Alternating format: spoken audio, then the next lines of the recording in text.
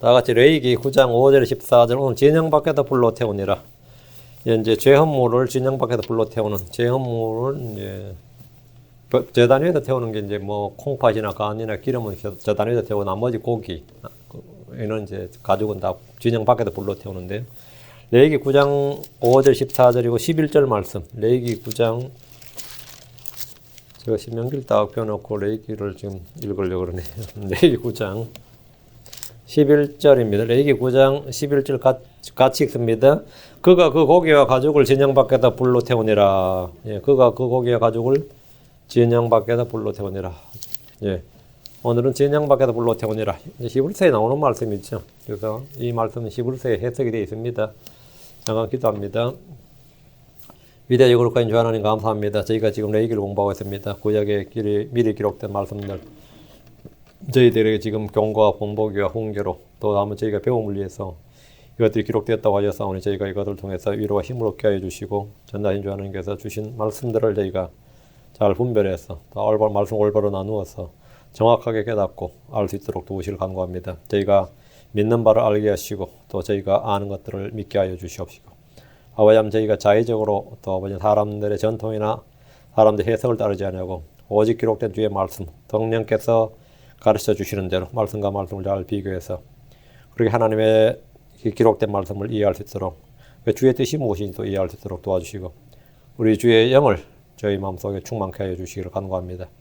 아버지 하나님 저희가 모두 그리스도의 마음, 그리스도의 영을 가져서 온 적 또한 그리스도의 마음을 품고 아버지 그리스도인으로서 생각하고 건전한 생각의 영을 가지고 합당한 처신할 수 있도록 도와주시기를 간구합니다.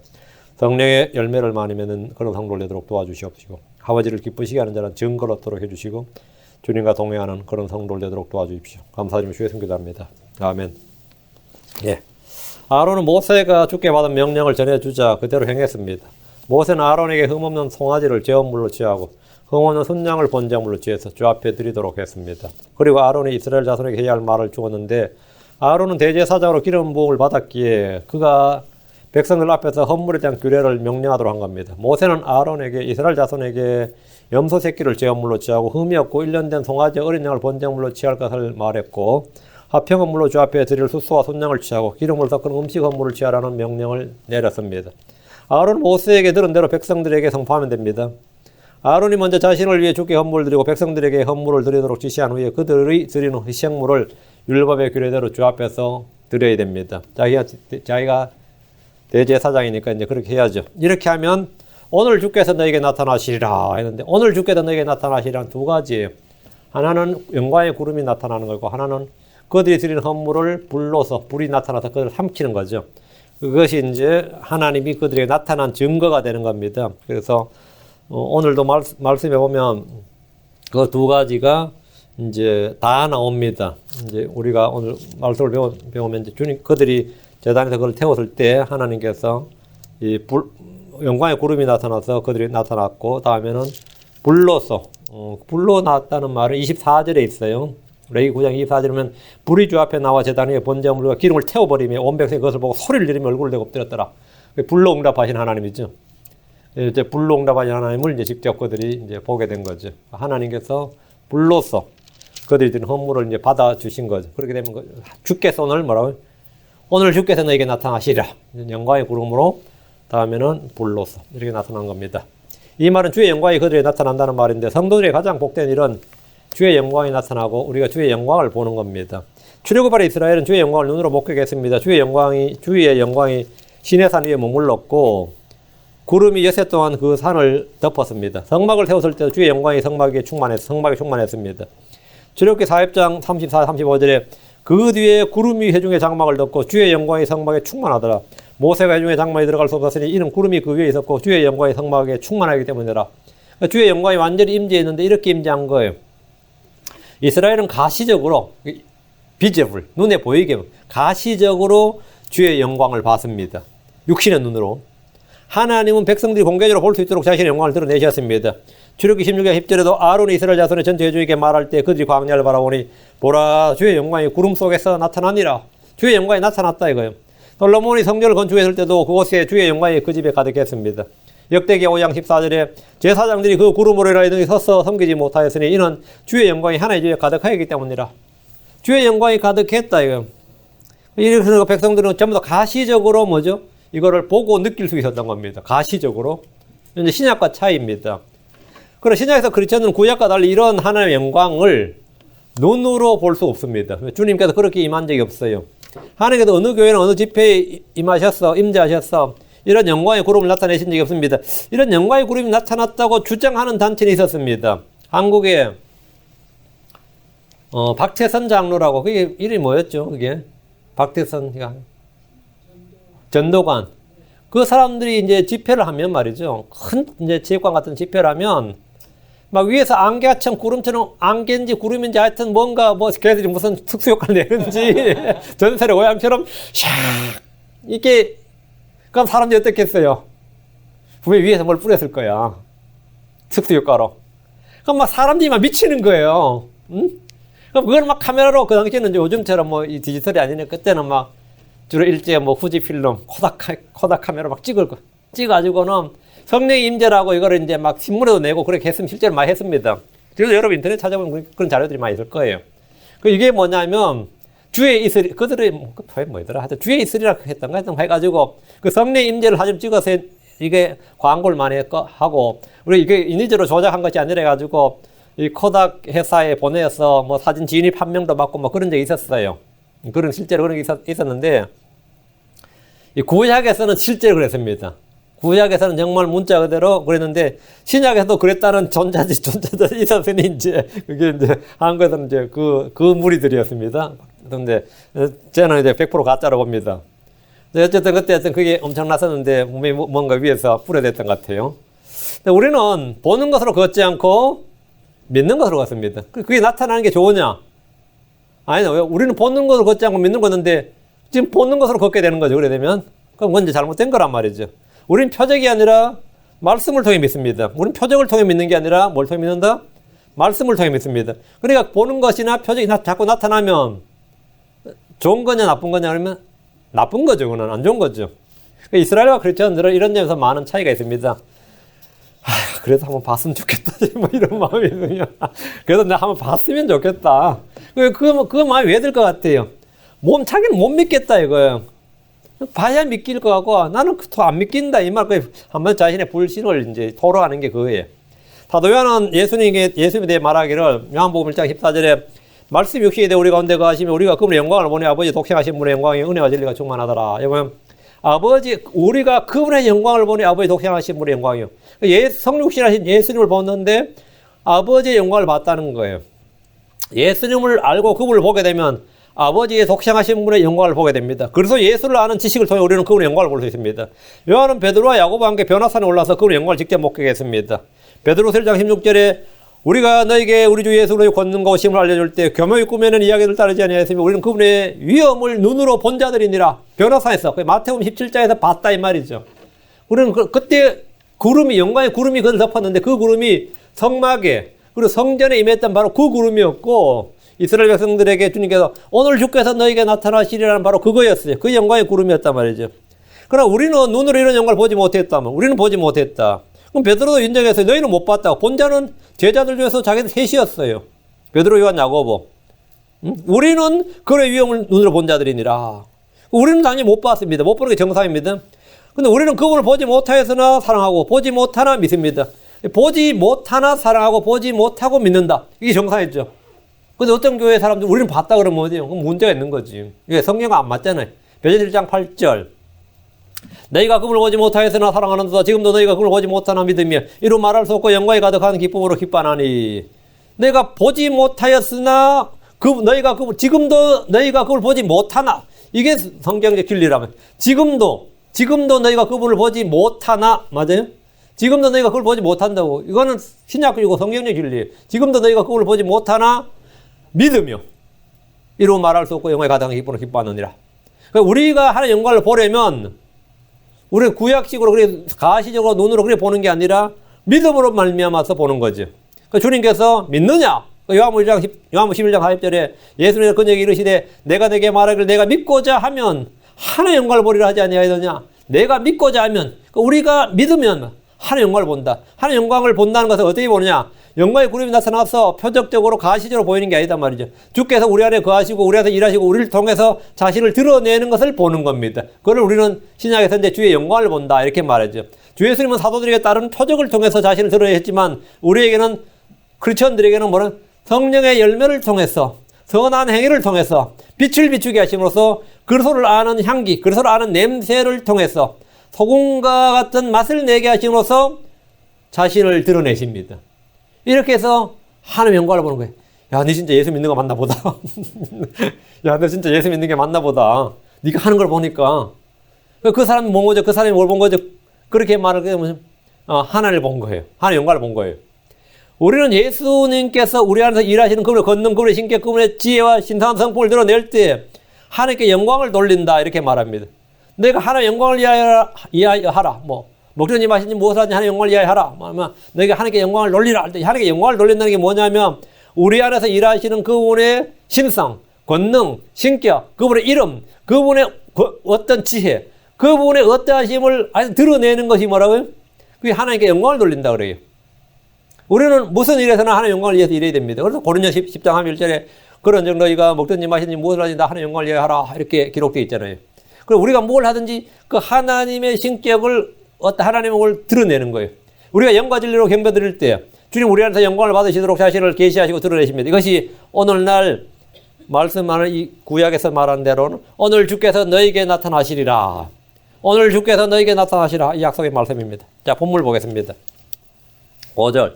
그들이 모세가 명령한 것을 회중의 성막 앞으로 가져오고 온 회중이 가까이 나와 주 앞에 서매.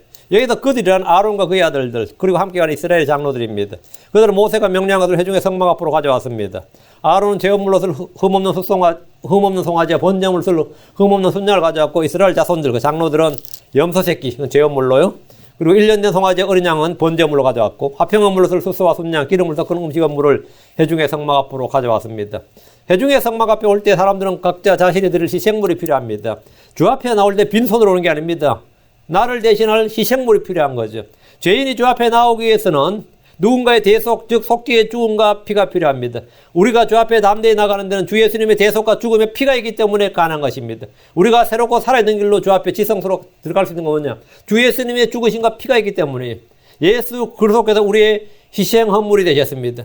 온 회중이 가까이 나와 주 앞에 서매 이 말은 그들이 회중의 성막 문 앞에 섰다 이 말입니다. 성막은 주의 집이요 주께서 거하시는 처소였습니다. 주님 거기서 백성들을 만나셨고 거기서 그들이 말씀하셨습니다. 출애굽기 29장 40절 43절. 이것은 너희 대대로 주 앞에서 회중의 성막 문에서 항상 드릴 번제물이라. 내가 거기서 너희와 만나고 거기서 내게 말하리라. 내가 거기서 이스라엘 자손들을 만나리. 내 영광으로 인하여 성막에 거룩히 기쁨을 내리라. 그러면 내가 거기서 너희와 만나고 거기서 내게 말하리라. 내가 거기서 만나리. 그래서 거기서 회중의 성막에서요. 그게 회중의 성막은 뭐냐? 주의 집, 주의 전이었습니다. 주의 성막은 종교적 상징물이 아니었다 이 말이죠. 실제로 우리 주 하나님의 영께서 거기 거하시는 곳이었고 그룹들 사이에 거하시는 하나님. 실제 거기 주님이 처소였어요. 실제로 주께서 거기서 거하시는 물론 템포럴이죠. 템포럴 dwelling place. 그 실제 주님 거기 거하셨습니다. 거기가 주님 말씀하셨고, 그 모세의 성막은 임시 처소였고 솔로몬의 성전은 영구한 집입니다. 그 모세의 성막은 초림의 예수 그리스도를 예표하고 예수님께서 이 땅에 33년 만 이 육신의 장발 입고 오셨죠. 그 임시 처소였고 솔로몬의 성전은 영구한 집인데 하늘의 집이죠. 이것은 각각 초림의 예수 그리스도와 재림의 예수 그리스도를 예표합니다. 주 예수님 안에 하나님의 신격, 하나님의 지혜, 지식의 모든 부하가 감추어져 있습니다. 그분 안에 하나님이 거하시고 그분 앞에 나오면 누구나 주의 말씀을 들을 수 있습니다. 예수님 앞에 나오면 누구나 다 주의 말씀을 들을 수 있어요. 거기서 주님이 말씀하셨다고. 하나님은 누구를 통해서? 예수를 통해서. 이제는 다양한 방식으로 주님이 말씀하셨는데 마지막 날에 언제나 뭐야? 아들을 통해 말씀하신다. 누구든지 예수를 믿어야 된다. 예수님 앞으로 나오면 된다. 자, 6절입니다. 모세가 이르되 이것은 주께서 너에게 행하라고 명령하신 것이니라. 주의 영광이 너에게 나타나리라. 주께서 너에게 나타나시라 이랬죠. 오늘 주께서 너에게 나타나시라 이랬는데 지금 여기서 뭐죠? 주의 영광이 너에게 나타나리라 했죠. 주께서 나타나시는 게 뭐죠? 주의 영광이 나타나는 게 주께 나타나시는 거예요. 모세는 이스라엘의 장로들에게 대제사장이 된 아론이 명령하는 일이 주께서 너에게 행하라고 명령하신 것이고 이 아론의 제사장 직분이 그냥 모세가 자기 친형이라고 세워준 게 아니고 하나님이 세운 제사장 체계고 이 하나님이 받으신다는 걸 백성들에게 공개적으로 입증을 하는 거, 확증을 하는 거죠. 그래서 대제사장 아론의 권위를 세워주고 그가 하는 일이 주의 명령에 따른 것임을 확신시키고 백성들에도 확인을 해준 겁니다. 주의 영광이 너에게 나타나리라. 아론에게 하라고 한 말을 모세가 직접 장로들에 또 선포했습니다. 이것은 권위의 확증입니다. 아론은 모세에게 들은 대로 오늘 주께서 너에게 나타나시리라 했습니다. 모세는 그들에게 주의 영광이 너에게 나타나리라 했습니다. 그들이 아론의 명령대로 오늘 제헌물과 번제물과 화평음물을 드릴 때 주께서는 그들에게 나타나심으로 그들을 받으시고 그들이 드리는 헌물을 받으심을 확증해 주십니다.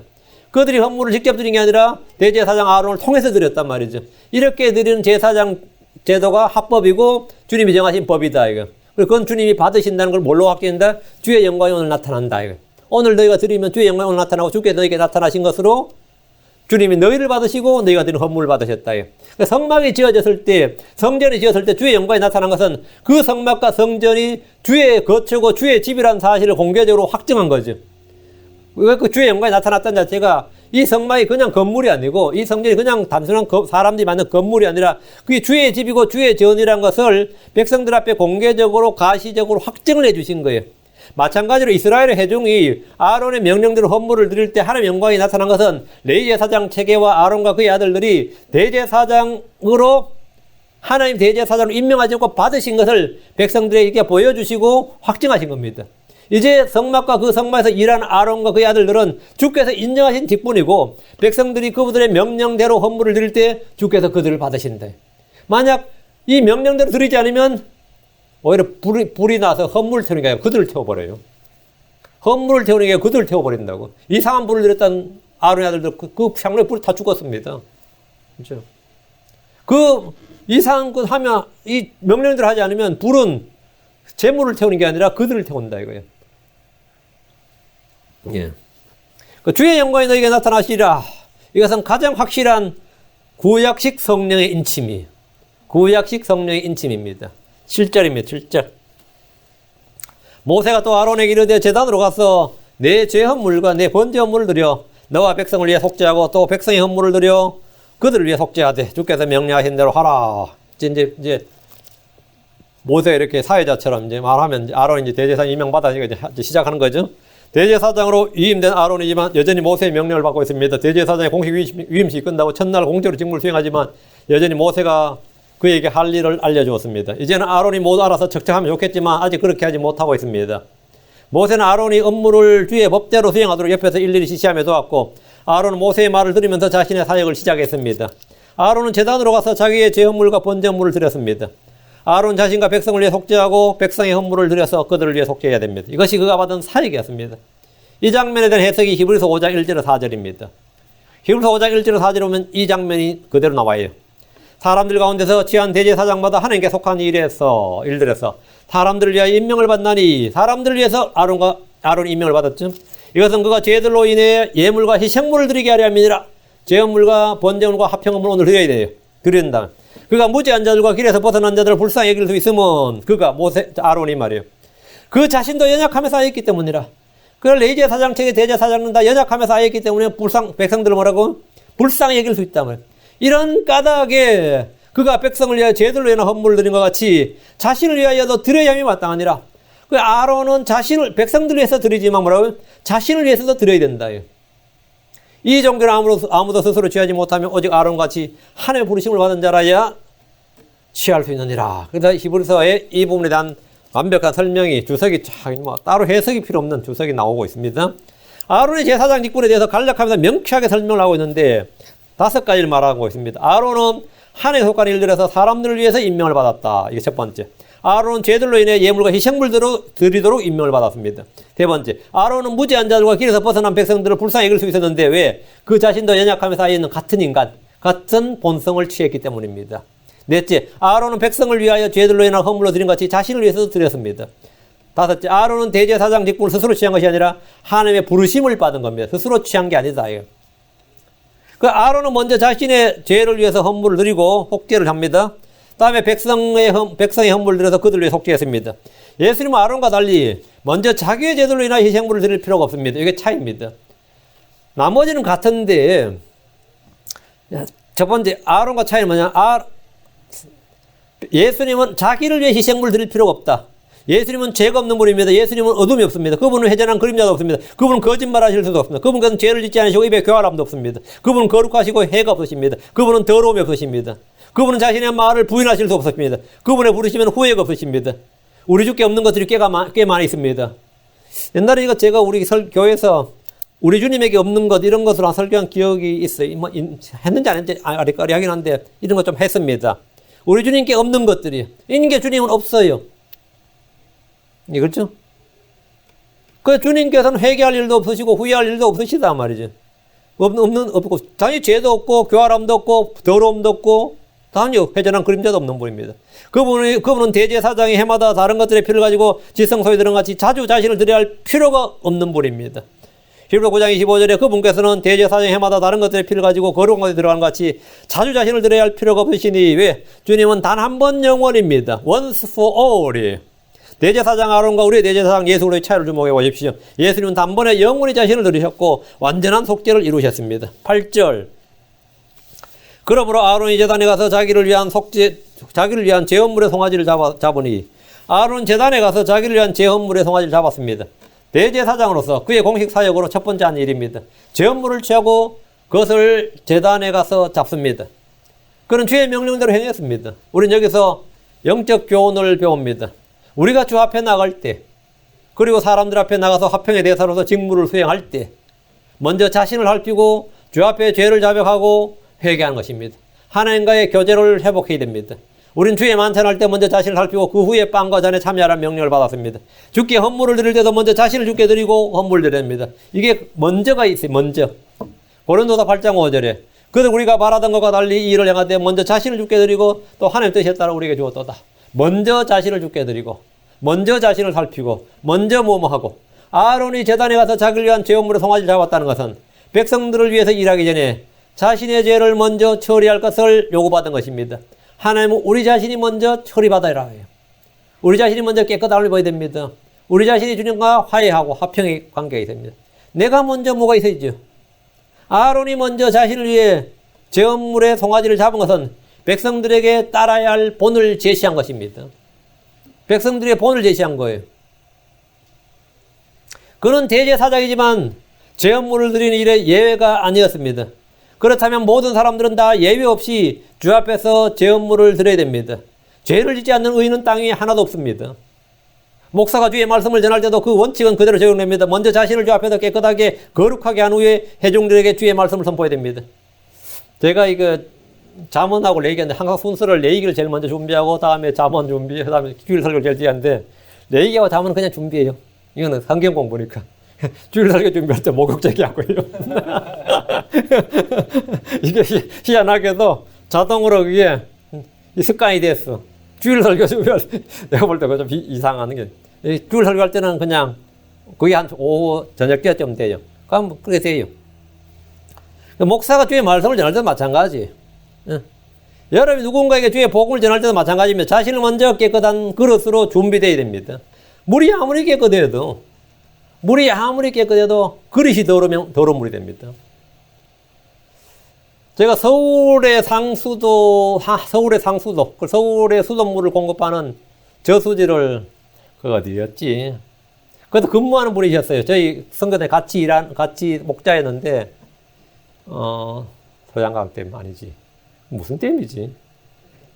거기 괜찮더라고요. 거기 자기 초청해서 제가 갔는데, 그분은 이제 고대 생물학과 가지고 그쪽을 나왔는데, 그 저수지 관리하는 분이야. 어디서 누가 오염수나 폐수 같은 걸 거기로 조금이라도 그걸 찾아내가지고 원천지를 찾아내다 벌금을 물리고, 거기에는 절대 그 물이 들어오게 하면 안 돼요. 그래요. 그 사람 맨날 그 보트 타고, 타고 막 쫙 돌면서 물을 채취해가지고 검사하고 어디에 약간 그걸 늘 하는데, 그 속에도 조그만 또 땅이 있더라고요. 그 호수 속에도. 근데 거기 별장 지어 놓은 놈이 있더라고. 근데, 야, 한국의 사회가 참. 거기에 누구도 들어올 수가 없는 곳이에요. 물을 1급으로 1급수로 유지를 해야 되는 곳입니다. 근데 거기 가보니까 거기 별장 지어놓고 한데 어느 회장님 집이 한데, 이거 철거해야지. 내가 왜 이러냐면, 그냥 다 그렇게 그러더라고요. 아, 나 좀 황당하죠. 거기 별장 지어놓고 살더라고요. 뭐, 어쩌다 들리겠죠. 근데 들어가 보니까 뭐, 있더라고요. 근데 우리가 그 이야기예요. 여기서 1급수가 서울까지 가도 두 가지 중요한 게 있어요. 파이프가 썩거나 낡았다. 이거 녹이 많이 들었다. 파이프에. 그럼 어떻게 되죠? 녹물 나와요. 파이프까지는 깨끗한데, 우리 집 들어온 수도의 문제가, 이 수도에 문제가 있다. 그것도 마찬가지로 물이 더러워집니다. 하나님의 말씀이 굉장히 깨끗한, 순수한 하나님의 말씀인데, 내가 하여튼 내한테 들어왔다가 나가면 더러워진다. 그럼 어떻게 된 거죠? 나한테 들어왔다, 내 입에서 나가면 더러워진다. 이거. 말씀이 문제가 있는 건 아니잖아. 말씀에 문제가 있는 건 아닌데, 하여튼 나한테 들어왔다가 나가면 뭐가 더러워진다고 하면, 그건 오염수가 되는 거예요. 응? 오염수가 된 거죠. 예. 그러니까 물이 아무리 깨끗해도 그릇이 더러우면 더러운 물이 되는 겁니다. 더러운 물이 되는 거예요. 상수원에 물이 1급수라 해도 수도관이나 수도 꼭대기에 문제가 있으면 더러운 물이 됩니다.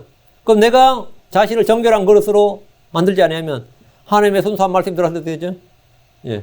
그 말씀이 왜 자꾸 여러분이 말씀도 계속 까먹고 그런 것 같아요. 물론 그 기억력 문제, 근데 그거는 나중 문제고. 예. 하나님께서 말씀을 내한테 담아둘 수가 없어. 왜? 오염수가 되니까. 쓸어 나가야지. 여러분이 그릇도 더러운 그릇 어떻게 하죠? 수돗물 틀어놓고 어떻게 하죠? 흐르는 물에 씻잖아요. 씻는 물은 다 빠져나가야 된다고. 다 빠져나간다고. 하나님의 말씀이 씻는 물로만 나한테 오는 거예요. 씻는 물로만 나한테 오면 어떻게 되는 거죠? 계속 씻어 나가니까 들은 말씀이 나한테 들려서 그냥 싹 빠져나가는 거예요. 그럼 뭐 들었지? 하면 생각이 하나도 안 나는 거지. 다 말랐어. 그죠? 이미 지금 다 말랐어. 지금 다 말랐어. 이건 가두어 두는 물이 아닌 거예요. 이건 이 저장해 두는 물이야. 저장해 두는 물은 그러면 끓여 먹든지 뭐 국을 끓이든 뭘 하든지 이 저장해 두는 물은 뭐 냉장고에 넣어놓든 또 마시든 하지만 지금 하나님께서 나한테는 뭐 저장해 둘 물이 아니라 지금은 내 더러움을 씻어내는 물로 계속 지금 말씀이 들어오는 거예요. 그러니까 지금 여러분 설교 듣고 나가서 나갈 때쯤 내가 까먹습니다. 벌써. 그래서 씻어 나간 거예요. 그것도 아주 좋은 거예요. 씻기만 해도 뭐 아주 훌륭한 거예요. 이제는 저장할 수 있는 정도 되면 그 물이 내 그릇이 깨끗하다는 뜻입니다. 저장할 수 있다. 하나님의 말씀을 받아둘 수 있고 쌓아둘 수 있다. 이 말은 깨끗하다는 뜻입니다. 깨끗이 청소됐다 이거예요. 그 말씀이 그때부터 뭔가 쌓여진다고요. 그러니까 그때부터 쏟아져 나가는 거예요. 그건 확실한 겁니다. 더러울 때는 저장하면 안 돼요. 더러울 때는 그냥 빠져나가는 거예요. 자, 9절입니다. 아론의 아들들이 그 피를 그에게 그 피를 그에게 가져가며 그가 그 피에 자기 손가락을 담그고 그 피를 제단에 뿔들에 바르며 그 피를 제단에 쏟았으나 아론이 제물의 송아지를 잡았을 때 아론의 아들들이 그 피를 그에게 가져갔습니다. 이제 돕는 거죠. 아론의 아들들은 제사장들로서 아버지를 도왔습니다. 아론은 제물의 피에 자기 손가락을 담그고 그 피를 제단 위에 뿔들에 바르며 그 피를 제단 밑에 쏟았습니다. 제단 뿔들은 성소와 성막문 사이에 뜰에 있는 번제단의 4기퉁이 뿔을 말합니다. 번제단은 성소 안에 있는 분향단의 뿔의 피를 바른 속죄하는 나라입니다. 지금 아론은 알지 못하고 지은 죄 때문에 드린 제물이 아니라 제사장으로서 성막에서 섬기기 위해서 자신을 정결케 하는 제물을 드렸기 때문입니다. 레위기 4장에서 우리가 보았던 제물의 피는 성소 안에 있는 분향단의 뿔의 피를 바릅니다.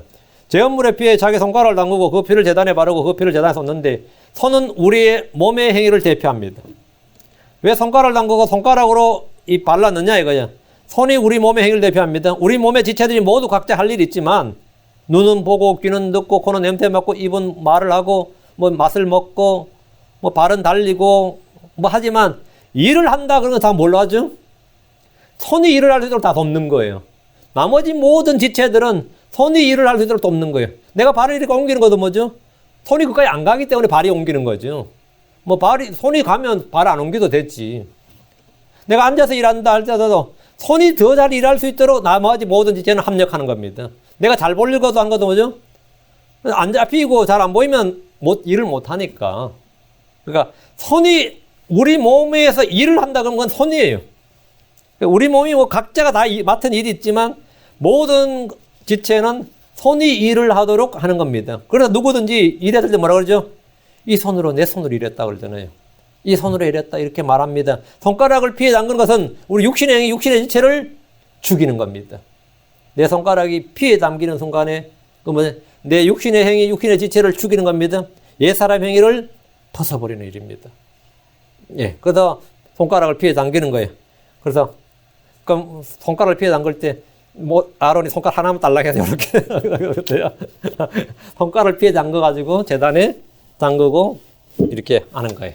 이 손이 이제는 주의 일을 해야 되는데 이 내 지체를 주께 의의 병기로 드리는 겁니다. 다음 그리고 그 피를 내 손을 담근 그 피를 제단 밑에 쏟았어요. 아론이 제헌물의 피를 제단 밑에 쏟은 것은 생명을 주께 다 쏟아 부었다는 걸 의미합니다. 이 피는 육체의 생명을 위해서 있습니다. 피는 혼을 속게 하도록 주신 겁니다. 피를 주의 제단 아래 모두 쏟음으로써 우리의 육신의 생명 완전히 죽고 십자가에서 처리된 겁니다. 우리의 제헌물이 대신 예수님께서는 자신의 몸에서 물과 피를 완전히 다 쏟으셨습니다. 그분은 자신의 생명을 완전히 전부 다 우리를 위해 주셨습니다. 요한복음 6장 3절에 하나님의 빵은 하늘로부터 내려와 세상에 생명을 주는 자 아니라 예수님은 하나님의 빵을 자기 생명을 세상에 생명을 줬단 말이에요. 생명을 줬다. 생명을 어떻게 줬다는 거죠? 피가 육체의 생명이라 그랬어요. 피를 줬다 이거예요. 피를 쏟았다 이 말입니다. 피를 쏟았다.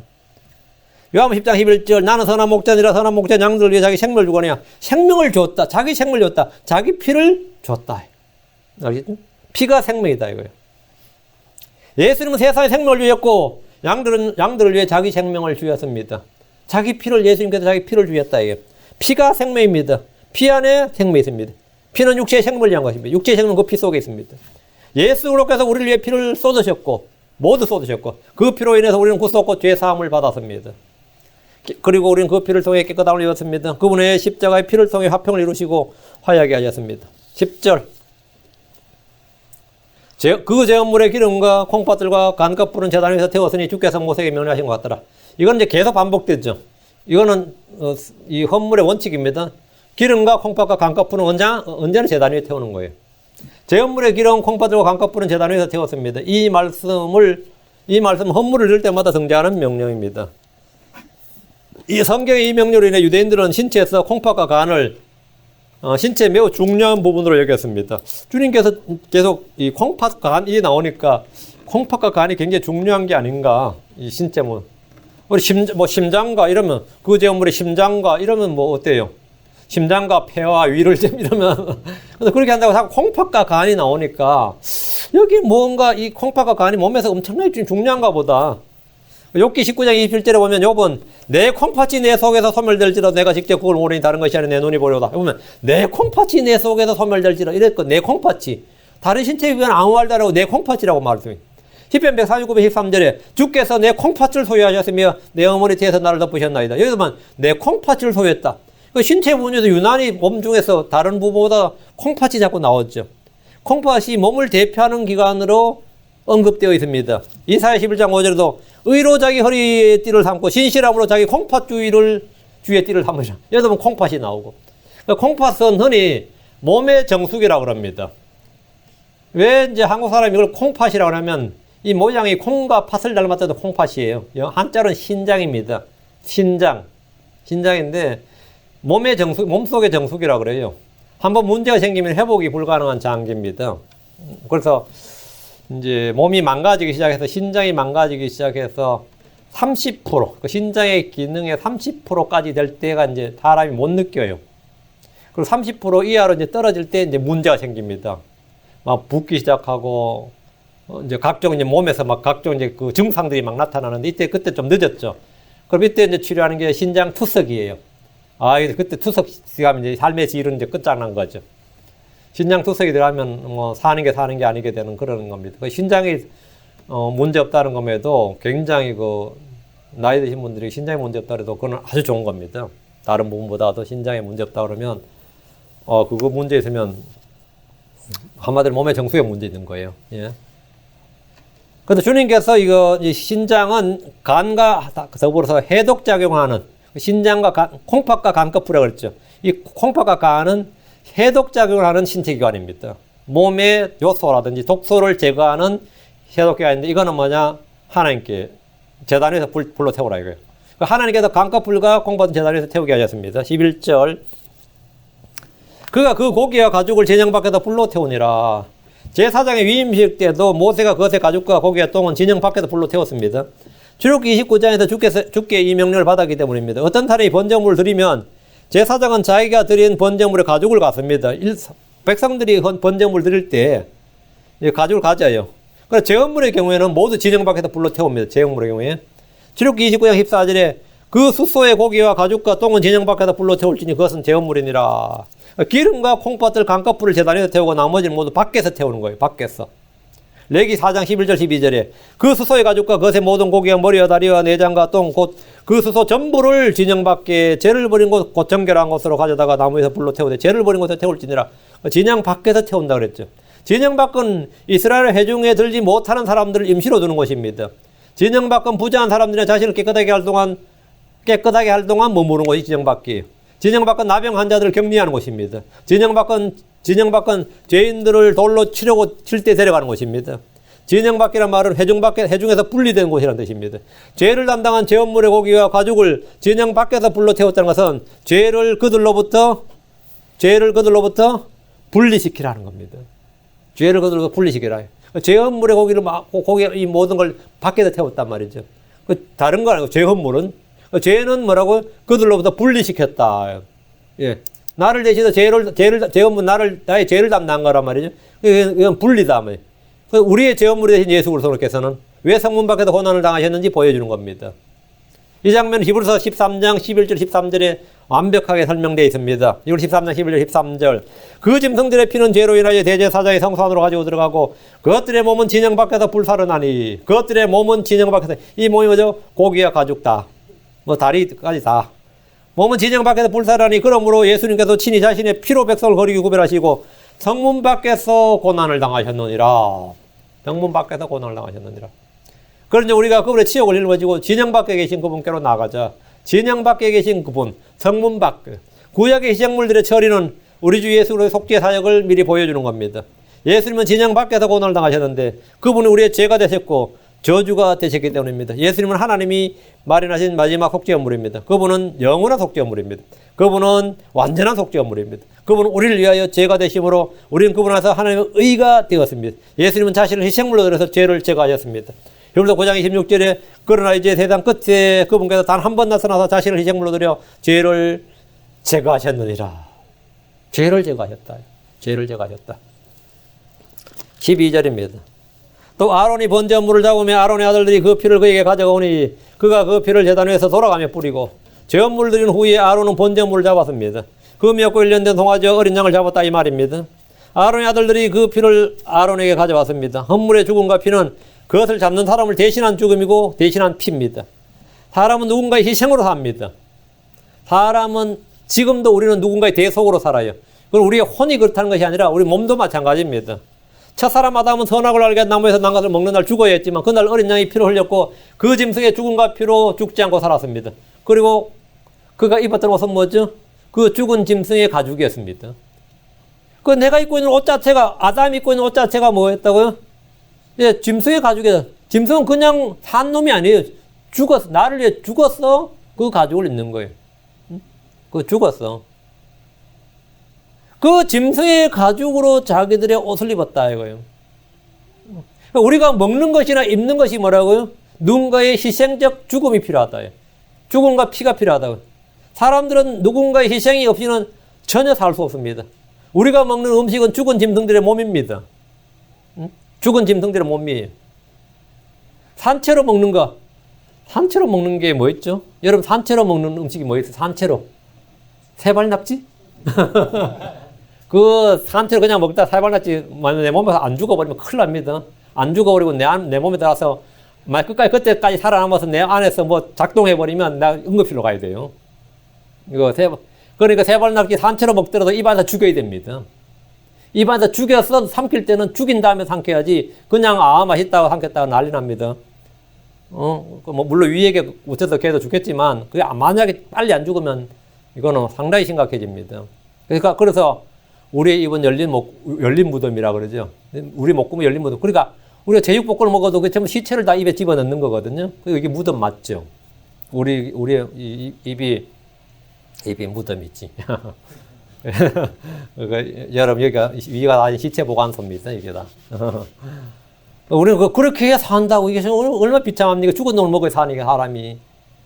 내가 이게 고기를 먹어도 진짜 그게 생각하면 끔찍한 거 아니에요, 실제로. 죽은 놈 시체를 지금 먹고 내가 살아야 되니 이제 육신이 아이고 참 이게 참 아담이 지은 죄 때문입니다. 물론 내가 지은 죄이지만 우리가 먹는 음식은 죽은 짐승들의 몸이란 말이죠. 회 처먹는다 그러죠. 그 회가 뭐죠? 죽은 짐승의 몸이라고요. 그거 회 처먹을 때 맛있죠. 맛있을 거예요. 근데 거기에 보면요, 산놈이라도 어쨌든 그 산 놈이 아니니까 그거 먹는 거 아니에요. 그거를 참. 그러니까 우리가 입는 옷도 마찬가지입니다. 여자들이 손에 들고 다니는 가방 보세요. 악어백이다. 그게 악어 한 마리입니다. 그게 보통 상당히 큰 악어 한 마리가 잡아서 가죽 벗게 가서 만드는 게 악어 가죽 가방 하나 만드는 거예요. 그게 악어 아주 새끼가 아닙니다. 상당히 큰 거 한 마리 잡아야지 되고 그 혁띠가 뱀 가죽으로 만든 혁띠 있죠. 그것도 뱀 몇 마리는 해야 그 한 가죽 그 허리띠 하나 나오는 겁니다. 그게 뭐 우리가 멋있다고 하지만 그 짐승들 입장에서는 진짜 하나님 오기면 하나님 아들 오시기면 기다리지 진짜. 인간들로 인해서 자기들이 당하는 고통 말도 못하죠. 껍데기 다 벗겨져 가지고 그거 하는 거 아니에요? 응? 여름 차에 뭐 가죽 히트라죠. 고급 차의 가죽 히트는 소 4마리가 있어야지 고급 차에 5인승 가죽 히트가 소 4마리, 그것도 아주 큰 소 4마리여야 그게 나옵니다. 그러니까 여러분이 뭐 좋은 차량, 좋은 차들, 인조 가죽 말고 좋은 차 천연 가죽이라면 그 천연 가죽은 소가 몇 마리가, 여러분 소 몇 마리를 지금 거기 지금 하고 있는 거예요, 그게. 그 가죽 벗겨서 그거 하는 겁니다. 그래야 사람 그렇게 누군가의 죽음과 피, 누군가의 희생으로 우리가 지금 살고 있는 거예요. 오늘 여러분 상에 올라 있는 음식들 한번 보십시오. 채소와 과일이 아닌 육류나 생선 등 모두 뭔가의 죽음을 통해 제공되는 겁니다. 그들의 죽음을 통해 제공되는 겁니다. 죽는 놈들은 어찌요? 그래, 내 몸 먹으라 하고 죽는 거예요, 지금. 우리 몸은 짐승의 죽은 몸을 먹습니다. 죽은 몸은 죽여서 먹는 거죠. 우리는 짐승의 가죽을 취해서 옷이나 신발이나 허리띠를 만들어 입습니다. 짐승의 피와 짐승의 고기를 우리가 취할 수 없습니다. 짐승의 피와 짐승의 기름을 우리가 취할 수 없는, 고기는 우리가 취하는 거죠. 자, 아론의 아들들이 번제물의 피를 아론이 가져오자 그가 피를 제단에 돌아가며 뿌렸습니다. 자, 번제물의 피를 뿌리는 규례는 레위기 1장 5절에 나옵니다. 그는 주 앞에서 그 수소를 잡을 것이요 아론의 아들들인 제사장 그 피를 가져다가 회중의 성막문 옆에 있는 제단 위에 돌아가며 뿌릴 것이며, 그 제단 위에 돌아가며 뿌렸어요. 율법에 따르면 거의 모든 것이 피로서 정결하게 됩니다. 이 피로 제단을 정결하게 했습니다. 하나님은 그를 위해 속죄가 이루어지도록 그를 대신해서 번제물을 받으셨습니다. 속죄의 핵심은 이겁니다. 피는 혼의 속죄를 위한 것이다. 13절. 그들이 또 번제물을 그것의 조각들과 머리와 함께 그에게 가져오며 그가 제단 위에서 그것들을 태우며, 자, 번제물의 피를 제단 위에 돌아가며 뿌린 후에 헌물의 가죽을 벗기고 그것을 여러 조각으로 나눕니다. 번제물의 고기는 잘게 썰어서 제단 앞에 있는 아론에게 넘겨주면 아론은 그것을 한 개씩 제단 위에 뿌리에 있는 나무에 가지런히 놓습니다. 이제 한꺼번에 통째로 뭐 자르지도 않고 통째로 뭐 소 한 마리를 넣는다, 양 한 마리를 넣는다 그러면 타는데 시간이 너무 걸리죠. 그래서 그것을 이제 조각조각 잘라서 이제 제사장들이 아론의 아들들이 아론에게 한 개씩 넘겨주면 아론은 그걸 그대로 나무에 넣으면 훅 타고 또 받아서 놓고 계속 이렇게 해서 이제 빨리 이제 태우는 거죠. 그러면 이제 냄새는 막 계속 진동하는 거죠. 불에 놓인 고기는 불에 태워지면서 향기로 냄새로 드리는 헌물이 됩니다. 번제물을 통째로 태우지 않고 몸을 조각조각 나눈 것은 제단 위에서 쉽게 태우기 위해서 그게 이제 하나고, 우리 주 예수님의 부서진 몸을 예표합니다. 예수님께서 빵을 집으시고 축복하셨어. 그것을 떼어 제자를 주실 때 이것은 너희를 위해 찢긴 내 몸이니, 이래 우리말로 찢긴 내 몸이라 할 때 찢긴이 뭐냐면 브로큰입니다. 이것은 너희를 위해 부서진 내 몸이니, 자, 고린도서 11장 24절에 감사를 드리신 뒤에 그것을 떼시고 이르시되 받아서 먹으라. 이것은 너희를 위해 찢긴 내 몸이니 나를 기억하여 이것을 행하라 하시고, 우리가 빵을 부수는 건 뭐냐면 예수님의 브로큰, 부서진 몸이다 말이에요. 찢긴, 이 고기를 잘게 썰었단 말이죠. 주님은 채찍으로 온몸에 찢기셨습니다. 주 예수님은 머리와 몸과 옆구리, 양손과 발에 깊은 상처를 입으셨습니다. 주님께서 빵을 부수셨는데 자신의 몸이 그렇게 부수어지는 것을 보여주신 겁니다. 레위기 1장 6절에 그는 또 그 번제물의 가죽을 벗기고 그것을 여러 조각으로 자를 것이요, 여러 조각 자를 것이요. 번제물의 고기를 조각내어 그것을 제단에 올려드린 것은 그분이 받으신 고난을 예표하는 겁니다. 예수님은 우리를 위해 상처를 입으셨습니다. 많은 상처를 입으셨습니다. 그분은 자신을 주께 향기로운 헌물로 드리셨습니다. 14절. 또 내장과 다리는 씻어서 제단 위에서 번제물 위에서 그것들을 태우니라. 내장과 다리도 태웠어요. 번제물을 드릴 때 내장과 다리는 씻어서 좀 더러운 부분이었죠. 그래서 제단 위에서 번제물 위에 태워서 드렸는데 이것은 항상 동일합니다. 염소든 양이든 똑같습니다. 백성들이 자원헌물로 드리는 번제물이 제사장이 드리는 번제물이든 내장과 다리는 물로 씻어서 제단 위에서 태우는데 이건 세임이 다 똑같아요. 레위기 1장 9절에 그가 그것의 내장과 다리를 불로 씻을 것이요 제사장은 전부를 제단에 태우는 희생물과 불로 예비하여 주께 향기로 냄새로 드리는 허물로 삼을지니라. 나무에 기름과 콩팥과 간 등이 타고 그 위에 조각낸 고기들이 얹어지면서 불에 탑니다. 회중의 성막 주변에는 냄새로 진동할 겁니다. 그리고 그 위에 내장과 다리를 올립니다. 이렇게 해서 제사장은 번제물 전부를 제단 위에서 태웠습니다. 번제물은 문자 그대로 태우는 희생물이고 불로 예배해 주께 향기로 냄새로 드리는 희생물입니다. 번제는 자원 헌물로서 자발적인 순종과 헌신의 마음을 주께 드린 겁니다. 우리 몸을 살아있는 희생물로 주께 드린 것을 보여줍니다. 성도들은 구원받은 후에 우리 몸을 살아있는 희생물로 주께 드려야 됩니다. 우리는 그리스도의 냄새를 풍기는 향기로운 냄새로 자신을 주께 드려야 됩니다. 마리아가 나드 향유를 가져와서 그걸 깨뜨리고 그 머리털로 그분의 발을 닦았을 때 향유 냄새가 집에 가득했듯이 우리는 주 앞에서 자신을 드림으로써 그분을 아는 냄새를 풍겨야 됩니다. 우리의 자아는 부서져야 됩니다. 우리의 자아는 철저하게 부서져야 돼. 그랬을 때 우리 속에는 우리 속에 부어진 우리 몸이 깨어져야죠. 우리 자아가 부해져야 우리 속에 있는 예수 그리스도가 밖으로 표출이 되는 겁니다. 나타나는 거예요. 고린도서 2장 14, 16절에 항상 우리를 그리스도 안에서 승리하게 하시고 우리를 통해 모든 곳에서 그분을 아는 냄새를 풍기게 하신 하나님께 이제 감사하노라. 우리는 구원받은 자들 가운데서 멸망하는 자들 가운데서는 하늘 향한 그런 향기로운 냄새니 한 부류에게는 우리가 사마에 이른 사마의 냄새요 다른 부류에게는 생명에 이른 생명의 냄새니라. 누가 이런 일들을 감당하리요. 우리가 뭐라고요? 그분을 아는 냄새를 풍기게 한다. 우리가 그분을 아는 냄새를 풍기게 하는 그리스도의 향기로운 냄새다. 예수는 우리를 사랑하셔서 우리를 위해 자신을 향기로운 냄새 허물과 희생물로 하나님께 드리셨습니다. 그럼 우리는 어떻게 되느냐? 주께서 자신을 번제물로 드리신 것 같이 주께 드리신 것 같이 우리는 사랑 안에서 걸어야 됩니다. 우리는 서로 돕고 섬기는 일을 통해서 주께 이 희생물을 드릴 수 있습니다. 빌립보 교회는 바울의 선교를 후원하고 그것을 물질적으로 후원했는데 성경은 이것들을 뭐냐면 달콤한 냄새의 향기라고 했습니다. 빌립보 4장 18절 나오죠. 오직 내게는 모든 것이 풍부하니 모든 것 있고 또 풍부하니라. 에바브로 디도편에 너희가 보낸 것들을 받아서므로 내가 풍족한데 이것은 달콤한 냄새의 향기 받으실 만한 희생물이며 하나님을 매우 기쁘게 한 것이니라. 여러분 달콤한 냄새의 향기요. 이것이 달콤한 냄새의 향기다. 이게 바로 번제 헌물이다 이 말이에요. 번제 헌물이다. 주 앞에 태워서 드리는 향기로운 헌물이다 이 말입니다. 여러분이 드리는 헌신은 모두 주께 드리는 달콤한 냄새의 향기고 받으실 만한 희생물이고 하나님을 매우 기쁘게 하는 것입니다. 그러니까 이제 이 헌금에 인색하고 막 달달 떠는 사람들 있죠. 그런 크리스천들 꽤 많거든요. 어쩔 수 없이 하는 사람도 있고 뭐 마지못해 하는 사람도 있고 억지로 하는 사람도 있고 눈치 보면 하는 사람도 있고 별의별 사람도 있는데 그거 다 쓸데없는 짓이고 내가 이 번제 헌물에 대한 인식을 가져야 됩니다. 번제 헌물은 자원 헌물이다 그랬죠.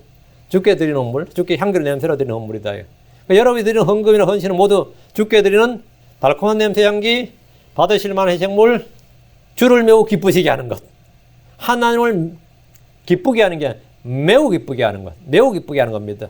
그러니까 인색하면 억지로 하지 말고 후하게 자원해서 즐겁게 드린 자가 되기 바랍니다. 여러분이 드리는 어떤 것도 헛된 것이 없습니다. 허비가 없습니다. 성도들이 주 앞에서 하는 어떤 일도 낭비나 허비가 없습니다. 어떤 것보다 사실 뛰어난 투자예요. 주님께 드린 모든 일은 언젠간 전부 다 페이백 받습니다. 저 하늘에서. 이 땅에서 못 받으면 다 저 하늘에서 받습니다. 이 땅에서 못 받으면 저 하늘에서 받아요. 이 세대에 못 받으면 다음 세대에 받습니다. 이거는 뭐 틀림없습니다. 틀림없습니다. 여러분이 할 수 있는 한 가능한 한 기쁜 마음으로 즐겁게 하시기 바랍니다. 우리는 오늘 제제사에 드리는 제헌물과 번제헌물을 가지고 공부했습니다. 계속해서 다음 편에 계속합니다. 기도하겠습니다. 주 안에 감사합니다. 오늘 온종일 주의 말씀을 선포할 수 있는 시간을 주시고 이런 장소를 주시고 또 이 말씀을 듣는 혼들을 허락해 주셔서 감사하고 아버지 하나님께서 기록된 말씀을 저희 가운데 주셔서 제가 이 말씀을 읽고 공부합니다. 계속해서 평생토록 이 말씀을 곁에 두고 읽기를 원하고 이 말씀을 정말 농부가 씨를 뿌리듯이 또 수확을 거두듯이 그렇게 부지런히 말씀을 공부할 수 있게 해주시고 또 아버지는 광산에서 은과 금을 캐듯이 저희가 하나님의 말씀을 찾아서 이 속에 있는 보화를 캐기를 원합니다. 주께서 아버지 하나님 주의 법에서 나오는 놀라운 것들을 볼 수 있는 눈을 허락해 주시고 주의 말씀을 들을 수 있는 귀를 허락해 주셔서 저희가 복된 자가 되게 해주시고 들은 말씀을 아버지 하나님 저희가 흘려듣지 않고 빼앗기지 아니하고 이 말씀들을 아버지 믿음으로 행함으로써 많은 열매를 거두게 하시며 주님께 영광을 돌도록 해주시옵소서. 우리 안에서 일하고 계시는 주 하나님, 우리 안에 거하신 주님께서 우리 몸을 통해서 자신을 드러내 주시길 원하며 모든 사람이 저희 안에 주가 계심을 알게 해주시옵시고 아버지 우리가 주의 종격과 주 하나님의 자녀된 것을 증언할 수 있고 확실히 입증할 수 있는 그런 크리스천들이 되도록 도와주십시오. 감사드리며 주의 성기도합니다. 아멘. 아멘.